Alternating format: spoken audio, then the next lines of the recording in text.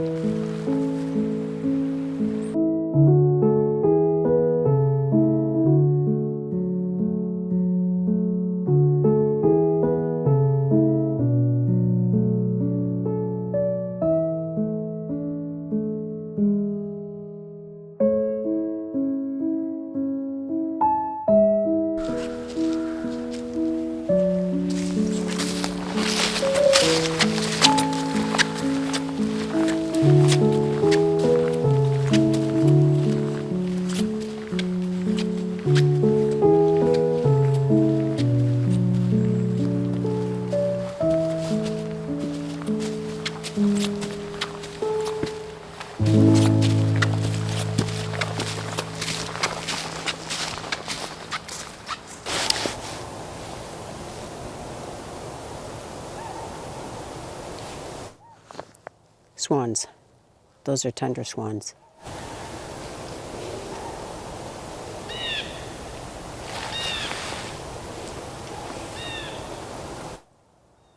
I don't think that they can be heard on the camera. I wanted to stop here and travel through an open area. So this was a very productive trek out of the forest into an open field. And I don't even know how many deer I saw. They didn't run away. Some of them started to walk away. Right here. Yeah. So I'm standing along a trail, and this is the trail they're crossing.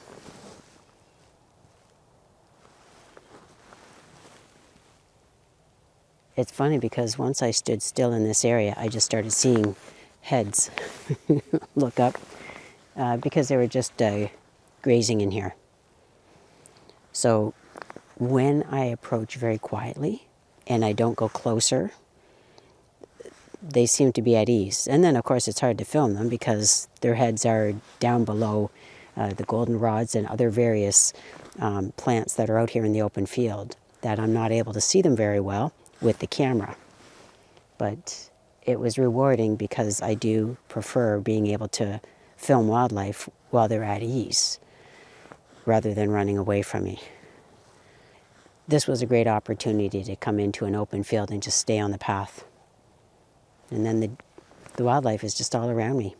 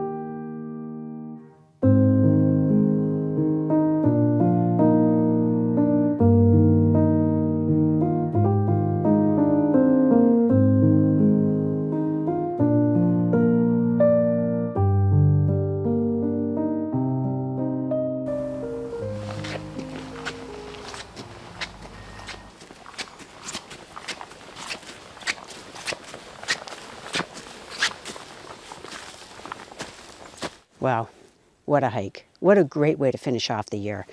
I got to see a lot of bald eagles. I only filmed, a very small number of what I actually saw.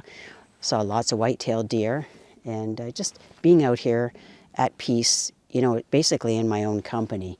And it gave me lots of time to just be still and to reflect on all the things that I have to be grateful for in 2024. So next up, you'll have a chance to hear me go through some book reviews of the adventure books and first-person accounts that I listened to in audiobook format over the last year. So stay tuned for that.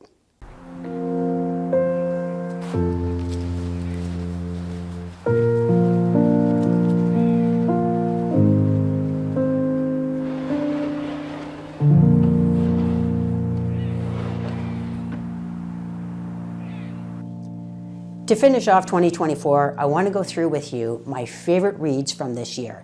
Now, I say the word reads, and it's kind of a loosely used term, and that's because I tend to listen to books, so I listen to audiobooks. And what I'm going to do is I'm going to provide the links below in the description here on YouTube so that you'll have a chance to see if there are books that strike a chord with you, how you can just download it yourself from Audible, which is a subscription that I have through Amazon.ca. So, these are books that I have finished except for the very first one. The first one is one that I'm actually reading or listening to right now, and it's by David Attenborough. I'm a big fan of David Attenborough, and this one is called The Life of Birds. So in this book, what he does is he goes through some fascinating habits or adaptations that are by some specific examples that he provides. And those are examples then that stay with you as to how these birds can be the most widely distributed animals on the planet because of their ability to fly.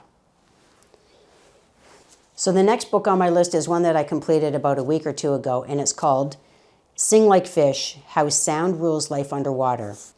And the author of this is Amarina Kingdom. What I found was completely fascinating about this is we are so oblivious to the impact that we have on life underwater when we are making heavy steps on a dock when we're going out to look at a bay, or when we're in a motorboat, or when we're paddling a canoe. But what happens in this particular book is it provides a lot of research, a lot of evidence to how our activities may be disruptive to animals. And so the small examples that I gave are ones that you can really upscale when you're talking about ocean liners and things like that moving through the ocean. So anyway, I found that to be very fascinating because it's not something that we typically think about. A Walk in the Park is one that I finished not long ago, and it has to do with a hike through the Grand Canyon. So the author of that book is Kevin Fedarko.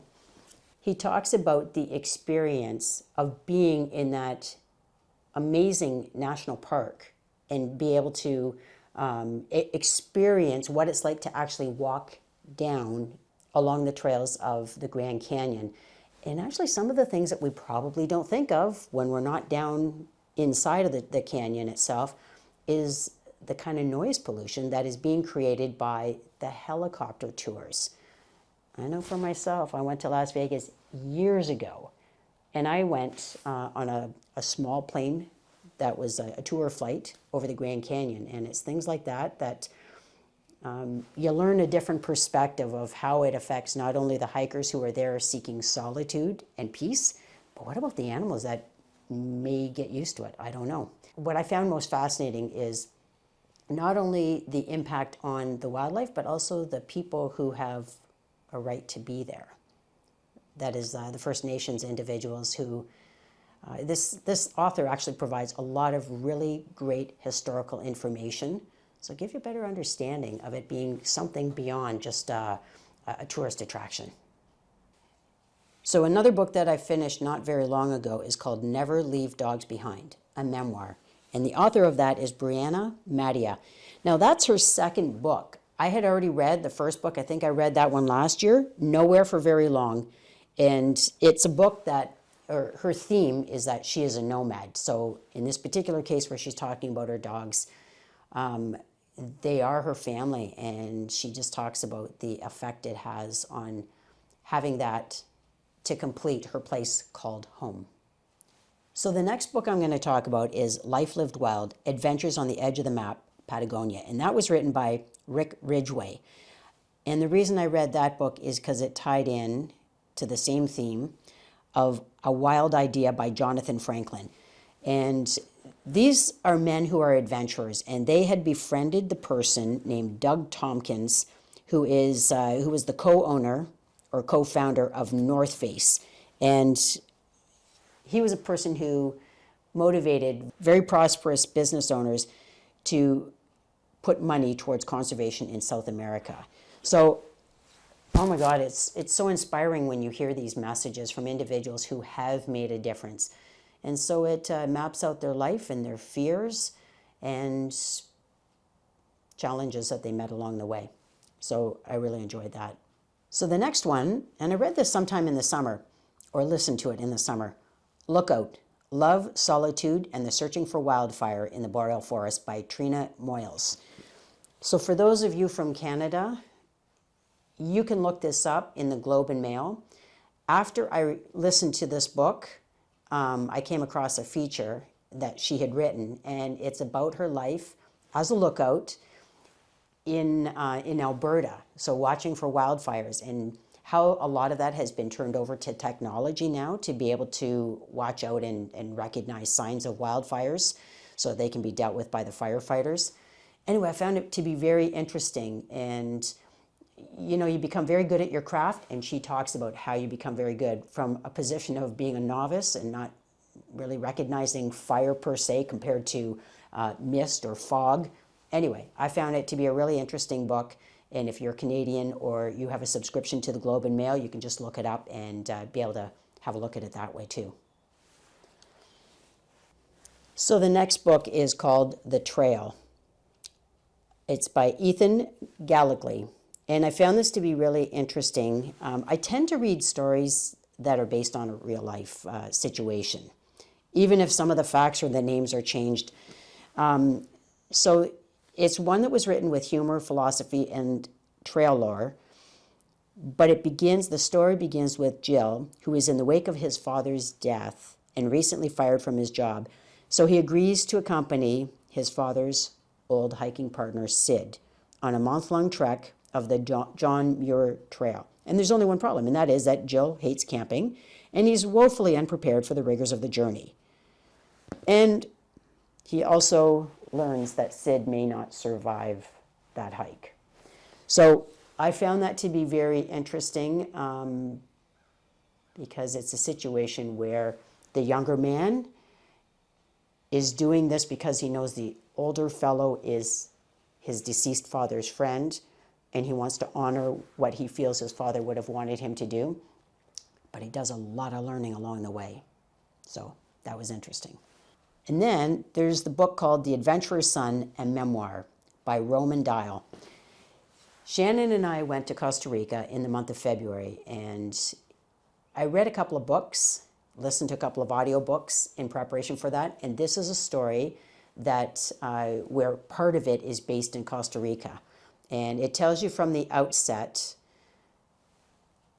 that this adventurer's son did not survive in Costa Rica, and the father feels very responsible because he's the one who sort of attracted his son to this lifestyle of being an adventurer and you know, climbing these rugged trails and that. So I think you'll find it very interesting because then his father is tasked with finding out the real story behind how his son did not survive. And then you can see there's a theme. And the theme is, I love real life stories and ones that entail some sort of struggle.